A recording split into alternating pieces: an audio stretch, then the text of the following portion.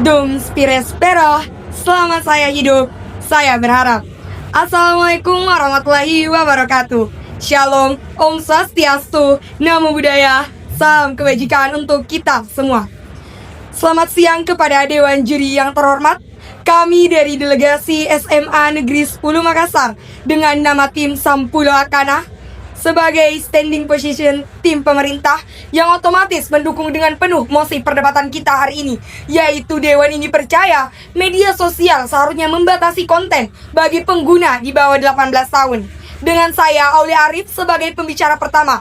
Di samping saya ada Muhammad Irgi Fahrezi sebagai pembicara kedua dan Aprianti Arif sebagai pembicara ketiga.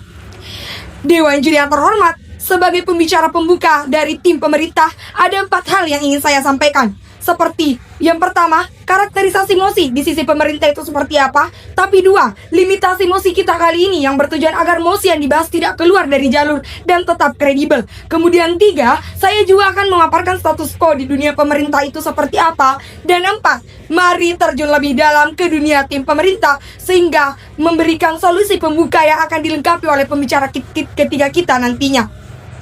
Di era digital hari ini, media sosial telah menjadi bagian dari kehidupan remaja. Namun, kemudian akses ini tidak selalu dibarengi dengan keamanan konten. Anak dan remaja di bawah 18 tahun masih berada dalam tahap perkembangan emosional, psikologis, dan moral yang rentan terhadap pengaruh negatif dan konten digital. Dewan Juri yang terhormat, pada mosi perdebatan kita kali ini saya menangkap 2 kata kunci penting. Yang pertama adalah kata media sosial dan kedua adalah pengguna di bawah 18 tahun. Yang kami maksud dengan media sosial adalah platform digital seperti TikTok, YouTube, Instagram, dan lain sebagainya. Pembatasan konten berarti pengaturan akses terhadap konten yang mengandung unsur seperti kekerasan, pornografi, ujaran kebencian, perilaku berbahaya, dan lain-lain. Sedangkan kata pengguna di bawah 18 tahun adalah anak-anak dan remaja yang secara hukum masih memerlukan perlindungan khusus.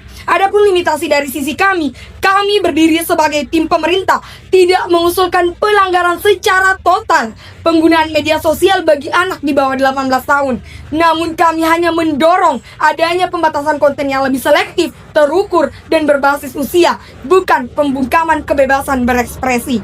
Dewan Juri yang agung dan bijaksana, mari masuk ke ranah argumentasi kami sehingga Dewan Juri dapat mendengarkan argumentasi kami yang dapat dikredit. Menurut status quo yang beredar, saat ini sebagian besar media sosial hanya mengandalkan sistem usia berbasis pengakuan pengguna yang sangat mudah dimanipulasi. Akibatnya, anak di bawah umur tetap dapat mengakses konten dewasa tanpa pengawasan yang memadai sehingga resiko paparan konten berbahaya masih sangat tinggi. Maka dari itu kami sebagai tim pemerintah mengusulkan 2 solusi. Yang pertama, negara perlu menetapkan regulasi wajib bagi platform media sosial untuk menerapkan pembatasan konten berbasis usia secara ketat dan terverifikasi. Namun 2, mewajibkan penyesuaian algoritma khusus anak yang mengutamakan keamanan dan edukasi, bukan keuntungan semata. Maka dari itu, tim pemerintah dengan tegas menyatakan bahwa pembatasan konten media sosial bagi pengguna di bawah 18 tahun bukanlah bentuk pengekangan, melainkan perlindungan. Saya bangga menjadi tim pemerintah. Juri, ada 3 hal yang ingin saya sampaikan selaku pembicara kedua dari tim pemerintah. 1, berdasarkan argumentasi dalam dunia pemerintah itu seperti apa. Tapi 2, saya juga akan menjelaskan dampak hingga skenario terbaik dan skenario terburuk dari dunia pemerintah itu seperti apa. Namun 3, saya juga akan menawarkan mekanisme terbaik dari tim pemerintah itu seperti apa. Lalu saya akan memberikan argumentasi yang sangat urgent untuk dibahas pada akhirnya. Tapi juri pertama, izinkan saya untuk mengkritisi miskonsepsi yang telah hadir sedari awal oleh pembicara tim oposisi katakan. Izinkan pula untuk memberikan penerangan di balik pemikiran mereka yang sangat gelap. Mari kita hancurkan satu persatu poin rancu dari mereka. 1, kalau dari pihak oposisi hadir lalu mengatakan pembatasan tidak realistis dalam artian anak-anak akan bisa mengakses pada akhirnya, namun pihak oposisi tidak memikirkan bagaimana dampak ke depannya. Sehingga oposisi hadir tanpa memberikan mekanisme yang tepat pada dunia mereka. Padahal Dewan Juri yang terhormat, pembicara satu kami tadi sudah menegaskan kami tidak melarang total, tetapi kami membatasi sehingga ketakutan pihak oposisi itu tidak akan terjadi di sisi kami, sehingga dunia oposisi gagal membuktikan argumentasi mereka pada poin pertama mereka. Tapi 2, Dewan Juri mereka hadir dan mengatakan itu akan melanggar hak dan privasi pada anak mereka. Kalau seperti yang pembicara satu kami katakan tadi, seperti akademik misalnya, media pembelajaran misalnya, saya rasa itu tidak melanggar privasi, bukan, malahan hal negatif seperti pornografi, cyberbullying itu yang akan melanggar privasi pada akhirnya, yang dimana akan berdampak buruk pada akhirnya ketika yang dibiarkan pada akhirnya, Yuri. Mengapa demikian? Karena satu, ketika aktor rentan di sisi kami seperti pelajar atau anak di bawah 18 tahun lainnya mendapatkan tindakan cyberbullying di sosial media misalnya, tentu akan berdampak buruk pada akhirnya. Mengapa? Ketika dibatasi dengan diiringi cara penggunaan sosial media yang tepat dengan yang memberikan dampak pada manfaatnya, tentu akan sama dampak baik pada akhirnya, Juri.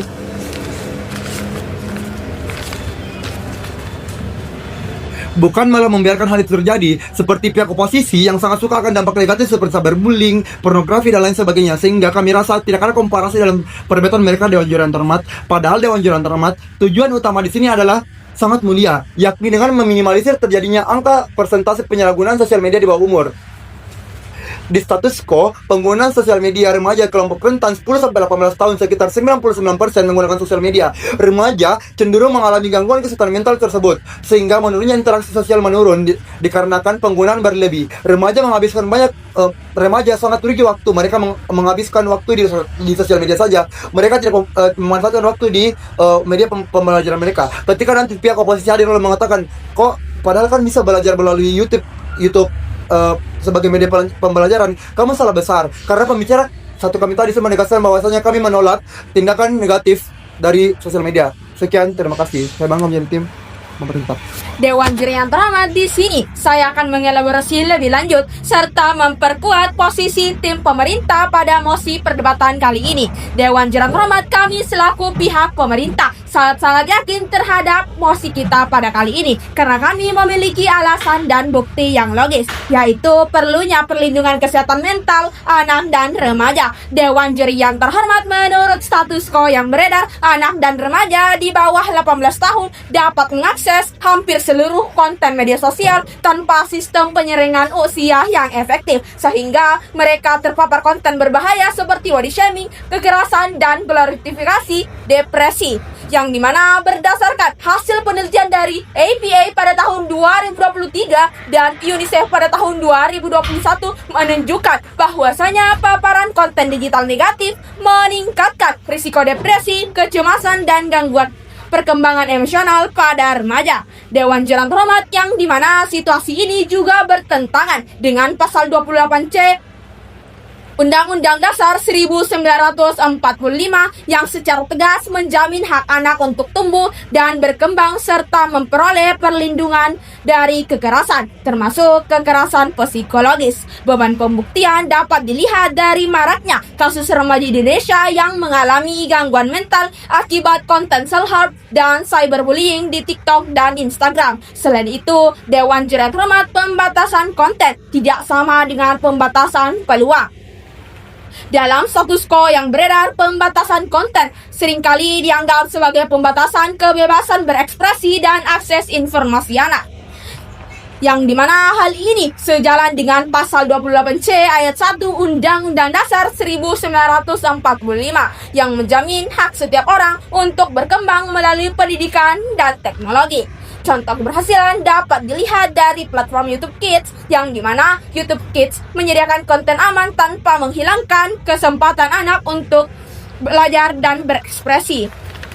Dewan Juri yang terhormat, oleh karena itu kami menawarkan proposal solusi yang terbaik. Yang pertama ialah negara perlu menetapkan regulasi wajib bagi platform media sosial untuk menerapkan pembatasan konten berbasis usia secara ketat dan terverifikasi. Yang kedua ialah mewajibkan penyesuaian algoritma khusus anak yang mengutamakan keamanan dan edukasi, bukan keuntungan semata. Dengan solusi ini, negara tidak melakukan pembatasan berlebihan, melainkan melaksanakan kewajiban konstitusional untuk melindungi anak sebagai kelompok rentan. Oleh karena itu, Dewan Juri yang terhormat dengan tegas, lugas, dan mantap dengan ini menyatakan bahwasanya kami selaku pihak pemerintah dengan nama tim Sampula Kana sangat-sangat setuju terkait mosi perdebatan kita pada kali ini. Sekian dari kami dan terima kasih. Kami bangga menjadi pihak pemerintah.